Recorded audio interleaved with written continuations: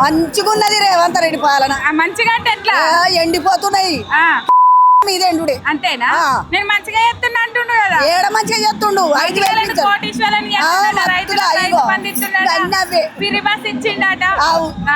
21,100కు ఒక అడుగు బత్త అది లైన్ పడితే దొరకలేదు. మందు బత్తనా? మరి ఊరే బత్తాలు దొరకలేదు, మందు బత్తాలు దొరకలేదు. ఫోన్లలో బుక్ చేసాడట కదా. ఏంటి పైసలా? బత్తాలా?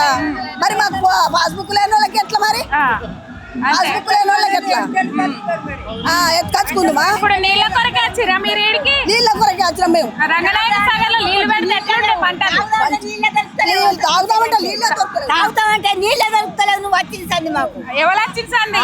దేశం దడ్డు. ఏం పేరు? అది వచ్చింది సంది మాకు. ఆనందంగా నాకు కలుగుతుంది.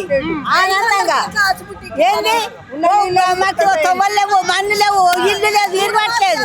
మేము ఉండేందుకు లేక కొప్పల చెరుకుల పల్లె ఎత్తుకపోతుంది. ఇక మొత్తానికి కేసీఆర్ ఉన్నప్పుడు ఎట్లుండే? మంచిగా ఉండే. ఆయన వందమైన మంచిగా ఉండే. నాశం చేస్తాను మమ్మల్ని నాశం చేస్తాను. సూర్యుని పని పోతలేరా? పని ఏం పని పడైంది వారి పని రేవంత్ రెడ్డి ఎవరు చేసిండు తూటు, ఎవరు చేసిండు తూటు. నాకంత మంచిగా అంటే ఏం చెప్తుండు?